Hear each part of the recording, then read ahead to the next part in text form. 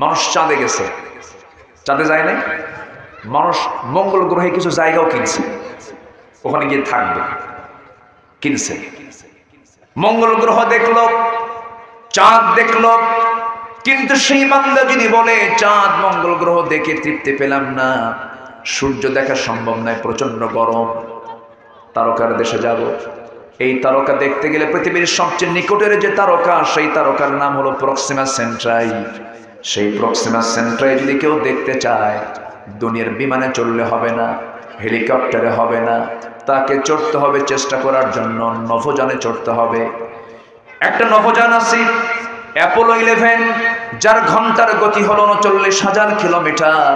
39,000 kilometre বেগে যদি সেই নভোযানে চড়ে যদি কোনো বান্দা যদি ওই তারকার দেশে যেতে চায়, তার যেতে সময় লাগবে 1,15,000 বছর মাত্র। যাবেন কারা কারা? হাত তোলেন। হ্যাঁ বলেন, যাবেন? অসম্ভব ব্যাপার। 39,000 কিলোমিটার বেগে যেতে যদি 1,15,000 বছর সময় লাগে পৃথিবীর সবচেয়ে নিকটবর্তী তারকার দেশে যেতে, সে আকাশ কত দূর, সাত আসমান কত দূর, এরপর আরশ আজিম। আল্লাহ বলছেন বান্দারে তুই আমাকে সন্তুষ্ট কর, আমি তোকে আরশ আজিমের ছায়ায় জায়গা দিয়ে দেব। কার ফ্লাইটে চড়তে হবে? আসতে বলবেন না, কার ফ্লাইটে চড়তে হবে?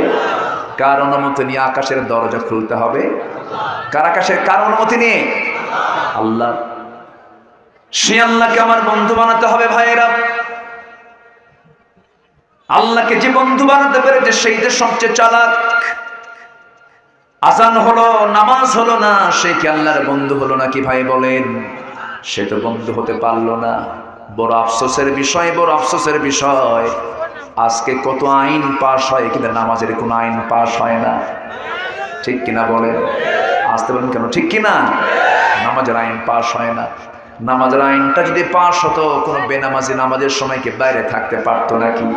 পারতো না। আমার বন্ধুগণ, আমার ভাইরা, এই দুনিয়া ছেড়ে সবাই চলে যাব, কেউ বাঁচার জন্য আসি নাই, জান্নাত পেতে হবে। সেই জান্নাতের কাজটা আমাকে আপনাকে করতে হবে, হেরে যাওয়া যাবে না। এই দুনিয়াটা হার জিতের জায়গা, কিন্তু এই দুনিয়া হেরে গেলেও কোনো সমস্যা নাই, কিন্তু কিয়ামতের দিন আমরা হারতে চাই না, জিততে চাই। আমরা আল্লাহর সামনে গিয়ে আসামি হতে চাই না, মেহমান হতে চাই। বলেন আল্লাহর কি হতে চাই? বলেন মেহমান হতে চাই। যদি আল্লাহ আসামি বানায় ফেলেন, জাহান্নাম ছাড়া কোনো গতি নাই, জাহান্নাম ছাড়া কোনো গতি নাই। এই জন্য আমাকে আপনাকে 1 নাম্বার কাজ হলো সমস্ত ফরজকে মেনে চলতে হবে। 1 নাম্বার কাজ হলো আমার আপনার জন্য কয় ওয়াক্ত নামাজ? বলেন, আসতে বলেন না, কয় ওয়াক্ত নামাজ? 5 ওয়াক্ত নামাজকে সবাই পড়তে রাজি আছেন? সবাই পড়তে রাজি আছেন? একটু হাত তুলে দেখান তো, 5 ওয়াক্ত নামাজ পড়বেন কারা কারা? জোরে বলি ইয়া আল্লাহ, আর জোরে বলি ইয়া আল্লাহ। আমাদেরকে 5 ওয়াক্ত সালাত আদায় করার তৌফিক তুমি আল্লাহ দিয়া দাও। জোরে বলি আমিন, আরো জোরে আমিন, আরো জোরে আমিন। নামাজ পড়লে কে খুশি হন? আসতে বলুন না, কে খুশি হন? আর নামাজ না পড়লে বেজার হয় কে? কে? আর খুশি হয় কে? শয়তান। আমরা কাকে খুশি করব? আল্লাহকে খুশি করব। নামাজকে ছেড়ে দেওয়া যাবে না, নামাজকে বাদ দেওয়া যাবে না। সাহাবীরা কত কষ্ট করে নামাজ পড়েছেন, আজান হয়ে গেছে, গায়ে কাপড় চোপড় নাই, স্বামী স্ত্রী একটা চাদরের সময় কাটান, নিজের কোনো ঘরও নাই, পাহাড়ি গুহায় তারা আশ্রয় নেন। ফজরের আজান হয়ে গেছে, ওই সাহাবী প্রত্যেকটা দিন ফজর নামাজ পড়তে আসতেন, নবীর পিছনে নামাজ পড়তেন। সালাম ফেরা মাত্র তিনি মসজিদ থেকে দৌড় মেরে চলে যেতেন। একদিন রাসূল বলেন, ও সাহাবী আমার, সালাম ফিরি তাড়াহুড়ো করে চলে যাও কেন? আরো তো কিছু দোয়া তাসবিহ তাহলিল থাকে। সাহাবী বলছেন, ইয়া রাসূলুল্লাহ, আমার মন চাই না আপনার সামনে 24 ঘন্টা সময় বসে থাকি, কিন্তু আমার গায়ে যে আপনি চাদরটা দেখতে পাচ্ছেন, এই চাদর ছাড়া বিকল্প কোনো চাদর আমার নাই। এই জন্য আমার বাড়িতে আমার বউ যে কাপড়টা পরে আছে, সেই কাপড় দিয়ে তার নামাজ হবে না। এই জন্য আমার এই চাদর আমি যখন চলে যাব, আমি যখন ওই গুহার মধ্যে চলে যাব, আমার স্ত্রীকে এই চাদরটা দেব, সেই চাদরটা দিয়ে সে বাকি ফজর নামাজটা পড়ে নেবে। অর্থাৎ একই চাদরে তারা দুজন নামাজ পড়েছে, তবুও তারা নামাজ ছাড়েন নাই। একজন সাহাবী আমার নবীজি জাতুর রেকায়, যুদ্ধের ময়দানে রাত গভীর হয়ে গেছে, নবীজি তাঁবুর মধ্যে অবস্থান করছেন। রাসূল বলছেন, ও আমার সাহাবীরা তোমরা পাহারায় থাকো, আমি একটু ঘুমাই, আমি একটু বিশ্রামে চলে গেলাম। দুজন সাহাবীকে সীমান্ত প্রহরায় নিয়োগ দিয়েছেন, আব্বাত এবং আম্মার, দুজন সাহাবীর নাম। দুজন তারা দাঁড়িয়ে আছেন। হঠাৎ করে আম্মার বলছেন, ভাই আব্বাত, আমার ঘুম চাপ দিচ্ছে, আমি একটু ঘুমাবো, তুমি পাহারা দাও। সাইয়েদনা আব্বাত তিনি দাঁড়িয়ে আছেন তরবারি নিয়ে, তীর নিয়ে। হঠাৎ করে মনে হলো তাহাজ্জুদের এমন লোভনীয় সময় আমি খামাখা দাঁড়ায় থেকে লাভকে সত্য তো দেখি না। ওযু বানালেন, নামাজে দাঁড়ায় গেলেন, নামাজ পড়া শুরু করেছেন। সাইয়েদনা আম্মার ঘুমের ভিতরে আছেন। নামাজ যখন শুরু করেছেন, শত্রু তাকে লক্ষ্য করে তীর মেরে দিয়েছে, ডান পায়ে তীরটা লেগেছে, নামাজ ছাড়তেছেন না। ওই তীরবিদ্ধ অবস্থায় রুকু করলেন, সিজদা দিলেন, আবার দাঁড়িয়ে গেলেন। আরেকটা তীর এসে, শত্রুপক্ষের তীর এসে বাম পায়ে লাগলো। বাম পায়ে লাগার সঙ্গে সঙ্গে রক্তগুলো ফিনকি দিয়ে পড়তেছে। ঘুমন্ত সাহাবী আম্মার জায়গা পেয়ে বলছেন, ও আব্বা তুমি কি করো, শত্রু তোমাকে চিহ্নিত করে ফেলেছে, হত্যা করে ফেলবে, নামাজ ছেড়ে দাও। সাইয়েদনা আব্বা ওই অবস্থায় আবার রুকু করলেন, সিজদা দিলেন, তাসবিহ তাহলিল পড়লেন, তাশাহুদ পড়লেন, সালাম ফিরলেন। এমন সময় বলছেন, ভাই আম্মার তুমি। আব্বাত বলছেন, ভাই আম্মার, নামাজের মধ্যে আমি এমন ভাবে নামাজ পড়তেছিলাম যেন আমার আল্লাহ আমার সঙ্গে কথা বলতেছে। আমি আল্লাহর সঙ্গে কথা বলছিলাম, এত মজা নামাজের মধ্যে আমি পাচ্ছিলাম। আমার মন বলছিল দুইটা তীর দুইটা পায়ে লাগলো, যদি এই নামাজের মধ্যে আরেকটা তীর আমার বুকটা ভেদ করে ফেলে, মুহাব্বতের নামাজ আমি আব্বাত কখনো ছাড়তাম না। এই জন্য নামাজের মধ্যে মজা পাওয়ার দরকার আছে না নাই? আসতে বলবেন না, আছে না নাই? আছে। নামাজটা পড়বো আমরা রেগুলার বলি, জোরে বলি ইনশাআল্লাহ, আরো জোরে বলি ইনশাআল্লাহ। আমার ভাইয়েরা, আমার বন্ধুগণ, ফরজ লঙ্ঘন করা যাবে না। নামাজ একটা ফরজ বিধান, কোনো হারাম কাজে নিজেকে জড়ানো যাবে না। হালাল জীবনটা গ্রহণ করতে হবে, আর শত্রুকে চিহ্নিত করতে হবে। আমাদের শত্রু আছে না নাই? গোটা পৃথিবীতে 180 কোটি মুসলমানের সবচেয়ে বড় চরম দুশ্মন হলো ইহুদির বাচ্চারা। আমার দেশেও কিছু ইহুদিদের দালাল আছে না নাই? আসতে বলবেন না, আছে না নাই? দালাল আছে। মুসলমানদের প্রথম কিবলা হলো বাইতুল আকসা। আমার নবী প্রথমে বাইতুল আকসাকে লক্ষ্য করে নামাজ পড়েছেন। আজকে বাইতুল আকসা অবরুদ্ধ করে রেখেছে। বাইতুল আকসাকে আজকে অবরুদ্ধ করে জুমার নামাজ পর্যন্ত পড়তে দিচ্ছে না। হামাস বহুদিন পর তারা আক্রমণ করেছে ইসরায়েলকে লক্ষ্য করে। আমার বন্ধুগণ জীবন দিচ্ছে, বুকের তাজা প্রাণ তারা ঢেলে দিচ্ছে। আর আমার দেশের কিছু মুনাফিক মার্কা ঘোমটা মারা কিছু হুজুর বলে, হামাসের কি দরকার ছিল ইসরায়েলকে হামলা করা? দেখছেন, এরকম কিছু মুনাফিক আছে না নাই? আসতে বলবেন না, আছে না নাই? এমন কিছু মুনাফিকও আছে। পৃথিবীর যে প্রান্তে মুসলমান বসবাস করুক, সে আমার কি? আসতে, সে আমার কি? যে প্রান্তে থাকুক না কেন, যার হৃদয় মুসলমানের কষ্টে কাঁদে না, সে মুসলমান হতে পারে না। ফিলিস্তিনের বাইতুল আকসা, ছোট্ট শিশু ইসরায়েলের সামনে দাঁড়িয়ে আছে, বুকের বোতাম খুলে দিয়ে বলে, ইহুদির বাচ্চা কয়টা গুলি চালাবি চালা, জীবন দেব, বাইতুল আকসা আমাদের। আল্লাহু আকবার বলবেন না? পৃথিবীতে একটাই রাষ্ট্র অবৈধ, যেটা ইসরায়েল, যার নির্দিষ্ট কোনো সীমান্ত বর্ডার নাই, খালি ঠেলে। খালি কি ঠেলে? ওদেরকে নির্দিষ্ট কোনো এরিয়া আছে? খালি ঠেলতেছে। ওদের কামই হলো ঠেলা। যারা জমি ঠেলে তারা কি ভালো মানুষ? তারা কি ভালো মানুষ? এই ইহুদিরা লক্ষ পয়গম্বরের বিরুদ্ধে তারা ষড়যন্ত্র করেছে, হাজারো পয়গম্বরকে তারা হত্যা করেছে, শহীদ করেছে। এবং এই পৃথিবীতে বনি ইসরাইলকে আল্লাহ তাআলা পৃথিবীতে জান্নাতের খাবার খাওয়াইছিলেন, এরপরে ওরা খুশি হয়নি। ঈসা আলাইহিস সালাতু ওয়াস সালামকে আল্লাহ তাআলা আসমানে উঠায় নিয়েছেন। ওজাইরকে ইহুদির বাচ্চারা আল্লাহর ছেলে বলে, জোরে কোন নাউজুবিল্লাহ। খ্রিস্টানরা ঈসাকে আল্লাহর ছেলে বলে, জোরে কোন নাউজুবিল্লাহ। যারা আল্লাহর সাথে শরীক স্থাপন করে, আল্লাহর বিরুদ্ধে যারা কথা বলে, তারা কি মুসলমানদের কখনো বন্ধু হতে পারে? আসতে বলবেন না, পারে? কখনো পারে না। ইহুদিরা চরম একটি বাঁকা জাতির নাম। নবীরা পর্যন্ত ওদেরকে ঠিক করতে পারে নাই, নবীরা পর্যন্ত পারে নাই। চরম বাঁকা জাতিয়ারা। সম্মানিত ভাইয়েরা, সম্মানিত বন্ধুগণ, ছোট্ট একটা শিশু সেদিন ফিলিস্তিনের আকাশের দিকে তাকিয়ে বলছে, আকাশের মালিক, গত রাত্রে আমি আমার আব্বাকে হারিয়েছি, মাকে হারিয়েছি, আমার বাড়ি ঘরও নাই, আল্লাহ সব বম্বিং করে উড়ায় দিয়েছে, আমি খাবো কি তাও নাই। শুনলাম গোটা দুনিয়াতে নাকি কোটি কোটি মুসলমান আছে। কই আল্লাহ, তোমার কোন মুসলমান বান্দা তো আমার জন্য কিছু করলো না, কেউ তো কোনো খাবার নিয়ে আসলো না। আল্লাহ, তোমার আদালতে ওই সমস্ত মুসলমানদের বিরুদ্ধে মামলা দিলাম, বলেন এই মামলার কি জামিন হবে?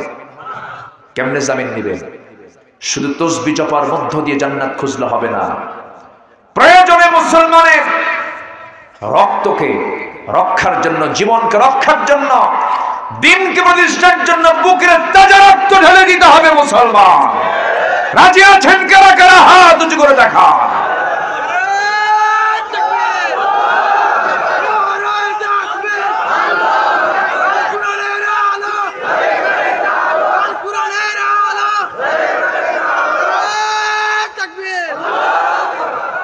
ইহুদিরা মুসলমানদের কোনদিন বন্ধু হতে পারে?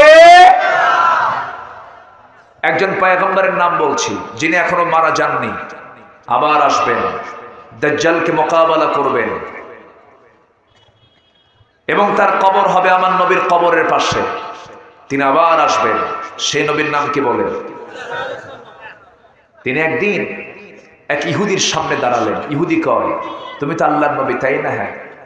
আমার একটা অনুরোধ আছে, কি? আমি তোমার সফর সঙ্গে হতে চাই, আপনার সঙ্গে থেকে আমি আপনাকে একটু চিনতে চাই, কিন্তু তুই আমার সঙ্গে থেকে কোনো লাভ হবে না, তুই বাঁকা জাতি, তুই আমার কথা মানবি না। ইহুদি বলেন, না, আপনি আমাকে সাথে নেন, আমি চেষ্টা করব। ঠিক আছে, তুই যদি আমার সাথে যেতে চাস, কিছু সামান নিয়ে আসো, কিছু শুকনো খাবার নিয়ে আসো। সামান আর শুকনো খাবার নিয়ে চলে আসলো। সে 3টা রুটি নিল ব্যাগের ভিতরে। ঈসা আলাইহিস সালাম তার ব্যাগের মধ্যে 1টা রুটি নিলেন। মোট 4টা রুটিকে সম্বল করে রওনা করলেন। রাস্তার ভিতরে প্রচন্ড ক্ষুধা লাগলো। ঈসা আলাইহিস সালাম ব্যাগ থেকে তার যথারীতি 1টা রুটি বের করলেন। আর ঈসা ভাবলেন, ওর ব্যাগের মধ্যে তো রুটি আছে, তো বললেন, তোমার কোনো খাবার টাবার আছে কিনা বের করো। যখন দেখলো ঈসা আলাইহিস সালাম তার ব্যাগ থেকে 1টা রুটি বের করে, সে আর ব্যাগ থেকে রুটি বের করেন। ঈসা আলাইহিস সালাম বললেন, তোমার ব্যাগের মধ্যে কোনো রুটি নাই? ইহুদি কয়, আমার ব্যাগের মধ্যে কোনো রুটি নাই। আমার কথা কি বুঝতেছেন? এমন নবীর সামনে বলতেছে, যে নবীকে আল্লাহ তাআলা এমন মুআজিজা দান করেছেন, ওয়ামা তাদাখিরুনা ফি বুয়ুতিকুম, তোমাদের বাড়িতে কি রান্না বান্না হয় আমি ঈসা আমার বাড়িতে বসে বলতে পারি।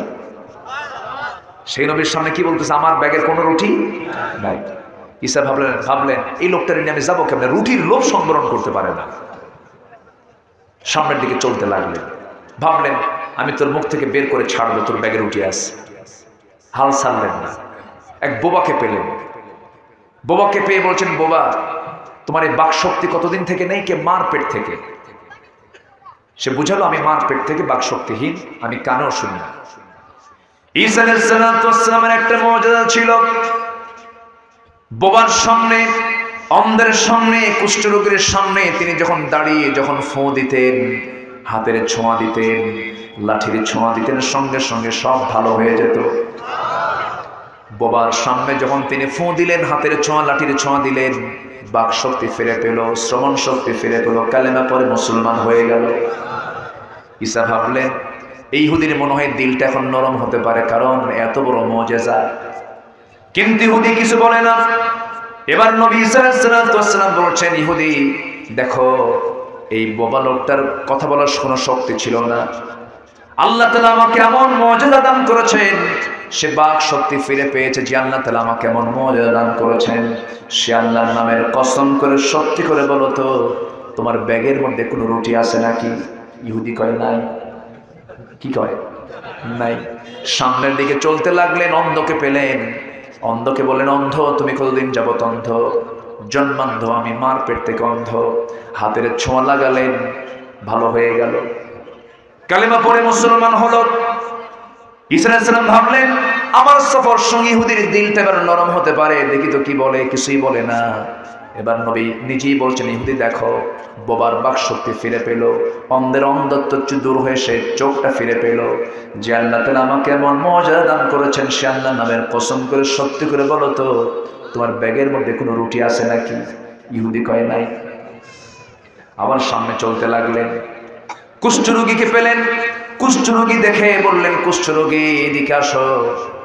কতদিন যাবত? বহুদিন যাবত, বহু চিকিৎসক চিকিৎসা করেছে, কোনো কাম হয় না। হাতের ছোঁয়া লাগালেন, লাঠির ছোঁয়া লাগালেন, সুস্থ হয়ে গেছে। এবার তিনি ভাবলেন, তিনজন মানুষ সৎ কালেমা পড়ে মুসলমান হলে এখন তার দিলটা নরম হতে পারে। নবী সাল্লাল্লাহু আলাইহি ওয়াসাল্লাম উইলিংলি বললেন, ইহুদি এবার সত্যি করে বলো তো, যে আল্লাহ আমাকে কেমন মর্যাদা দান করেছেন, সত্যি করে বলো তো, তোমার ব্যাগের মধ্যে কোনো রুটি আছে নাকি? নাই। ঈসা আলাইহিস সালাম ভাবলেন, ঠিক আছে, সামনে হাল ছাড়লাম না, সামনের দিকে চলি। প্রচন্ড ক্ষুধা লাগছে, কিছু বলতেও পারছেন না। এবার করলেন কি, এক রাখাল থেকে একটা ছাগল তিনি নিলেন, ছাগলটা জব করলেন, জব করে সেটাকে কুটে নিলেন। এরপর এটাকে ভুনা করলেন, রান্না বান্না করলেন, এবং খাওয়ার সময় সামনে নিয়ে বসলেন, ওই রাখালকে নিয়ে বসলেন এবং ইহুদিকে সামনে নিয়ে বসলেন। ঈসা আলাইহিস সালাম যখন বললেন সবাই বিসমিল্লাহ বলো, রাখাল বিসমিল্লাহ বলল, কিন্তু ইহুদি বিসমিল্লাহ বলল না। খাওয়া সম্পন্ন হলো। ঈসা আলাইহিস সালাম খাওয়া দাওয়া সম্পূর্ণ করলেন এবং দুজনকে বললেন, তোমাদের পেট ভরেছে নাকি? হ্যাঁ ভরেছে। তোমরা যে খাবারগুলো খেয়েছো, গোশতগুলো খেয়েছো, হাড়গুলো রেখে দিয়েছো, হাড়গুলো এক জায়গায় জমা করা হলো। সে হাড়ের উপরে ঈসা আলাইহিস সালাম মুখের ফোঁ দিলেন, হাতের ছোঁয়া দিলেন, লাঠির ছোঁয়া দিলেন। জীবিত ছাগলটা আবার ছাগল হয়ে ছাগল পালে রওনা দিল। রাখাল চোখের পানি ফেলতে ফেলতে এক পর্যায়ে বলে ফেললাম, আপনি তো আল্লাহর নবী ছাড়া কেউ হবেন না, আমাকে পড়িয়ে দেন আশহাদু আল্লা ইলাহা ইল্লাল্লাহ। রাখাল ইসলাম কবুল করল। ঈসা আলাইহিস সালাম মনে মনে ভাবলেন, হয়তো বা ইহুদি এবার পেটে তার খাবার উঠেছে, পেটটাও ভরেছে, আবার ছাগলটাও তাজা হয়ে চলে গেছে, হয়তো বা তার দিলটা নরম হতে পারে এবার। কিন্তু তার মুখ থেকে কোনো সারা শব্দ নেই। ঈসা আলাইহিস সালাম এবার নিজেই বলছেন, দেখো ইহুদি, একসাথে আমরা ছাগল খেলাম, তোমার পেটে ভরলো, আমার পেটে ভরলো, আবার ছাগলটা জীবিত হয়ে ছাগল পালে রওনা দিল। যে আল্লাহ তাআলা আমাকে এমন মর্যাদা দান করেছেন, সে আল্লাহর নামের কসম করে সত্যি করে বলো তো, তোমার ব্যাগের মধ্যে কোনো রুটি আছে নাকি? ইহুদি কয় নাই। কি কয়? নাই। বলেন সোজা না বাঁকা? আসতে বলেন, সোজা না বাঁকা? ওদের জন্য দরকার হলো উপদেশ না পিটন? ওদের জন্য দরকার উপদেশ না পিটন? সবচেয়ে বেশি শায়েস্তা করেছেন মুহাম্মদ সাল্লাল্লাহু আলাইহি ওয়াসাল্লাম।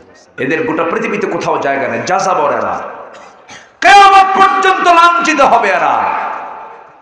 এরা শেষ জামানায় আশ্রয় নেবে পাথরের পিছনে, গাছের পিছনে। গাছ পাথর পর্যন্ত কথা বলবে, মুসলমানকে ডাক দিয়ে বলবে, গাছ পাথর বলবে, এই যে আমার পিছনে ইহুদি বসে আছে, ধর মেরে ফেল। আল্লাহু আকবার বলেন।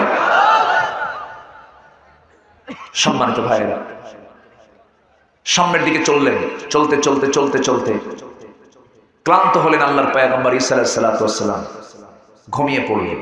পাশের সামানটা রাখলেন, ছোট্ট লাঠি ছিল, লাঠিটাও রাখলেন। এখন ইহুদি চিন্তা করে, এই বোবা ভালো হলো, অন্ধ ভালো হলো, কুষ্ঠরোগী ভালো হলো, ছাগল তাজা হলো, সব মনে হয় এই লাঠির কুদরত। ছোট্ট লাঠি। আল্লাহর পয়গম্বর ঘুমের ভিতরে এদিকে সে লাঠিটা নিয়ে আউট। নাই, এরা হলো চোর। এরা কি বলেন? এরা কি বলেন? চোর, লোভী চোর, মিথ্যুক এরা। এরপর ঘুম থেকে জায়গা পেয়ে দেখেন সফর সঙ্গী নাই, লাঠিটাও নাই। ঈসা আলাইহিস সালাম ভাবলেন, আহারে কি সফর সঙ্গী পেলাম, সামানটা শেষ পর্যন্ত নিয়ে চলে গেল, আমাকে রেখে চলে গেল। এই দিকে ইহুদি করতেছে কি, সে প্রচন্ড লোভী। যে এলাকায় এসে গিয়েছে সে এলাকার রাজা প্রচন্ড সুস্থ অবস্থায় বিছানায় কাতরাচ্ছে। দরবারে গিয়া উজিরদের মন্ত্রীদেরকে ডাক দিয়ে বলছে, তোমাদের রাজামশাইয়ের কি অবস্থা বলো, খুব অসুস্থ, চিকিৎসাও কাজ হচ্ছে না। এবার ইহুদি বলে, শোনো, আমি তোমাদের সামনে ওয়াদা করছি, আমি এমন সামনে আমাকে নিয়ে যাবে, শুধু যাবো আসবো, রোগী ভালো হয়ে যাবে। জানাকুম আনাকুম, যাবো আসবো, রোগী ভালো হয়ে যাবে। সে ভাবছে মনে হয় এই লাঠি দিয়া সব কাজ হয়ে যাবে। ঈসা আলাইহিস সালামের ব্যবহৃত সেই ছোট্ট ছড়ি দিয়া যখন রাজার সামনে যখন ইহুদি গিয়ে অতিরিক্ত লোভের আশায়, রাজা সুস্থ হলো, অনেক উপঢৌকন পাওয়া যাবে, এই আশায় যখন রাজাকে সুস্থ করতে নিয়ে হাতের ছোঁয়া লাঠির ছোঁয়া যখন দিয়ে দিয়েছে, রাজা ছিল তাজা, গেছে মইরা। এখন বলেন ডাক্তার যদি অরিজিনাল না হয়, যেখানে করতে হবে ইনজেকশন সেখানে করা অপারেশন। হাতুড়ে ডাক্তার হলে যা হয়, এটাকে আসল ডাক্তার না নকল ডাক্তার? হাতুড়ে ডাক্তার। ফলাফল কি হলো? রাজা যখন মরে গেছে, সমস্ত রাগ এখন কার উপরে? বলেন, ইহুদির উপরে। কিল ঘুষি লাত্তি খায়া রক্তাক্ত হয়ে তাকে জেলখানায় আটকে রেখেছে। ঈসা আলাইহিস সালাম খুঁজতে খুঁজতে বের হয়েছেন, ওই যুবককে খুঁজতে খুঁজতে খুঁজতে পেয়ে গেলেন। রাজ দরবারে ঢুকলেন, সবার ভিতরে কান্নার মাতম শুরু হয়ে গেছে। রাজা মারা গেছে। ঈসা আলাইহিস সালাম এমন ব্যক্তি ছিলেন, এমন নবী ছিলেন, তাকে রূহুল্লাহ বলা হয়। যখন তিনি কবরবাসীর সামনে গিয়ে যখন দাঁড়িয়ে বলতেন, কবরবাসী দাঁড়িয়ে যাও, কুম বিইযনিল্লাহ, কবরবাসীর সঙ্গে সঙ্গে দাঁড়িয়ে যেত। রাজার সামনে গিয়ে দাঁড়ালেন, শুধু বললেন কুম বিইযনিল্লাহ, আল্লাহর নির্দেশে রাজা দাঁড়ায় গেছে। রাজ দরবারের সমস্ত কর্মচারী সহ, সমস্ত উজির সহ সব কালিমা পড়ে মুসলমান হয়ে গেছে। মুসলমান হয়ে যাওয়ার পরে এখন রাজ দরবার থেকে বলা হচ্ছে, আল্লাহর পয়গম্বর ঈসা, আপনি কি চান, আপনাকে আমরা কিছু হাদিয়া দেব। আল্লাহর পয়গম্বর ঈসা বলছেন, জাগতিক জীবনের কোনো কিছু আল্লাহর পয়গম্বর কামনা করে না, তবে আমাকে যদি সন্তুষ্ট করতে চাও তাহলে আমার একটা প্রস্তাব হলো, সেটা হলো যে ইহুদিকে তোমরা ধরে রেখেছো, রক্তাক্ত করে তোমার রাজাকে মেরে ফেলেছে, সেই যুবকটাকে আমার হাতে তুলে দাও। কথা বুঝতেছেন কি? ওই যুবককে আমার হাতে তুলে, ইহুদিকে আমার হাতে তুলে দাও। তুলে দেওয়া হলো, মাথা থেকে পা পর্যন্ত রক্তাক্ত অবস্থা। ঈসা আলাইহিস সালাম বললেন, দেখো, তোমার চরিত্র হলো তুমি আমাকে বিপদে ফেলে রেখে এসেছো, আর আমার চরিত্র হলো তুমি বিপদে পড়েছো, আমি তোমার পাশে এসে দাঁড়িয়েছি। আমি হলাম মুসলমান, তুমি হলে ইহুদি। আমি তোমার পাশে দাঁড়ালাম। আমি যদি না আসতাম, তোমার মৃত্যু ছাড়া কোনো গতি ছিল না। দেখো, এই দরবারের সমস্ত রাজা, সমস্ত প্রজা সব কালেমা পড়ে মুসলমান হয়ে গেছে। আমি আল্লাহর পয়গম্বর, যে আল্লাহ তাআলা আমাকে এমন মুজিজা দান করেছেন, সে আল্লাহর নামের কসম করে সত্যি করে বলো তো, তোমার ব্যাগের মধ্যে কোনো রুটি আছে নাকি? কয় নাই। কি কয়? আমার কথা কি বোঝা যায়? আমার কথা কি বোঝা যায়? ওরা কখনো ভালো হবে না। সম্মানিত ভাইয়েরা, গোটা পৃথিবীর বিস্ফোরণ হলো ইসরায়েল। বিস্ফোরণ, চরম জালিমেরা মানবতাকে ধ্বংস করছে এরা, গোটা পৃথিবীর মানুষকে অস্থির করে রেখেছে এরা। সম্মানিত ভাইয়েরা, সেই ইহুদিদের কিছু এজেন্ডাও বাস্তবায়ন করতে চায় আমার দেশের কিছু নাস্তিকের বাচ্চারা। আছে না? আছে। যুবকরা, সেই ফাঁদে পা দিও না, নোংরামিতে যেও না, নোংরা কোনো চরিত্রে যেও না। ভালো কিছু দেখো, ভালো কিছু শোনো। ডিভাইস খুলে সেই নীল পর্ণ আসক্তিতে নিজের জীবনকে নষ্ট করো না। পর্নোগ্রাফি এটা একটা ভয়ঙ্কর নেশা, যা দেখলে তোমার ফ্রন্টাল সেলগুলো নষ্ট হয়ে যাবে, যৌবন হারিয়ে ফেলবে, মৃত্যুর কোলে ঢলে পড়বে, যৌবন থাকবে না, মাস্টারবেশন করবে না, হস্তমৈথুন করলে 25 কোটি শুক্রাণু দিতে তুমি ব্যর্থ হবে, পিতা হওয়ার যোগ্যতা হারিয়ে ফেলবে। নোংরামি বাদ দিয়ে আজান হবে, সেজদা দাও, জান্নাত তোমার জন্য অপেক্ষা করছে। আল্লাহ কবুল করুন, জোরে বলি আমিন, আরো জোরে আমিন। আমার ভাইরা, কথার তো কোনো থা নাই, বিভিন্ন দিকে চলে গেলাম। আবার মূল্যায়নের দিকে চলে আসি। আয়াত সূরাটার কথা মনে আছে কিনা আপনাদের? আজকে সূরার নাম হলো সূরাতুত তাগাবুন। সূরাতুত তাগাবুন, তাগাবুন মানে হলো হার জিত। তাগাবুন মানে কি? হার জিত। হার জিত মূলত দুনিয়ায় না আখিরাতে। বলেন হার জিত কোথায়? দুনিয়াতে না আখিরাতে। হেরে যাব তখন যখন জান্নাত পাবো না, জিতে যাব তখন যখন কি পাবো? জান্নাত পেয়ে যাব। জান্নাতটা আমাকে আপনাকে লাভ করতে হবে। কিন্তু আল্লাহ রাব্বুল আলামিন ওই তাগাবুনের দিবসের কথা বলছেন, ইয়াউমা ইয়াজমাউকুম লিয়াউমিল জামঈ যালিকা ইয়াউমুত তাগাবুনি ওয়া মান ইউমিন বিল্লাহ ওয়া ইয়া'মাল সালিহান ইউকাফির আনহু সাইয়্যাতিহি ويدخله جنات تجري من تحتها الأنهار خالدين فيها أبدا ذلك الفوز العظيم জোরে বলুন আল্লাহু আকবার। আল্লাহ বলছেন তবে হ্যাঁ, যেদিন আমি সবাইকে আমি ওই হারজিদের দিন সবগুলোকে এক জায়গায় করব, সেই দিন কোনো বান্দা যদি ঈমান টানতে পারে, নেক আমলগুলো যদি করতে পারে, আল্লাহ বলছেন আমি আল্লাহ তার সমস্ত গুনাহগুলোকে মাফ করে দেব এবং এমন জান্নাতে প্রবেশ করাবো যে জান্নাত থেকে সে কখনো বের হবে না, স্থায়ী জান্নাত পেয়ে যাবে। জোরে কোন সুবহানাল্লাহ, আরো জোরে বলে সুবহানাল্লাহ। এই ওঠে কেন? এই বসেন বসেন, উঠতেছেন কেন? আমি কি শেষ করে দেব? তো উঠতেছেন কেন? বসেন। হ্যাঁ, ও আচ্ছা, চাপ লাগছে, চাপ। হ্যাঁ, নিম্ন চাপ। প্রায় বলি আমি নিম্ন চাপ। ঠিক আছে, নিম্ন চাপ হলে যান, দয়া করে কি ঊর্ধ্ব চাপে যাবেন না। ঊর্ধ্ব চাপ হলো বিড়ি খাওয়া চাপ, এই চাপও কিন্তু কম না। বসি আমরা, আর একটু সময় আমি কথা বলি, শেষের দিকে আস্তে আস্তে চলে যাব ইনশাআল্লাহ। তো আমরা ইমানটা ঠিক মতো আনবো, জোরে বলি ইনশাআল্লাহ। ইমান আনা মানে শুধু 5 ওয়াক্ত নামাজ পড়লেই যে কমপ্লিট হয়ে গেল তা নয়। সমাজে আজকে মদের বোতল আছে না নাই? জেনার কারবার আছে না নাই? সুদের কারবার আছে না নাই? হাট পাঙ্গাসিতে কোনো লোক সুদ খায় না। হ্যাঁ হ্যাঁ, সুদ আছে, সুদ আছে। সুদের কারবার করা যাবে? এ যারা যারা উঠতেছে ওরা কি সুদ খায় নাকি? এই বসেন। এত সুন্দর মানুষ, আলহামদুলিল্লাহ, মাঠটুই চম্বর হয়ে গেছে, ভরপুর হয়ে গেছে, বসার জায়গা হচ্ছে না। আল্লাহ তুমি সবার অংশগ্রহণকে তুমি আল্লাহ কবুল করো। জোরে বলি আল্লাহুম্মা আমিন, আরো জোরে আল্লাহুম্মা আমিন। সম্মানিত ভাইয়েরা, ইমানটা ভালো করে আনতে হবে। ইমানটা ভালো করে আনা মানে সকল প্রকার হারাম কাজকে বর্জন করা এবং হারাম কাজের বিরুদ্ধে আমাদের সংগ্রাম করার দরকারও আছে না নাই?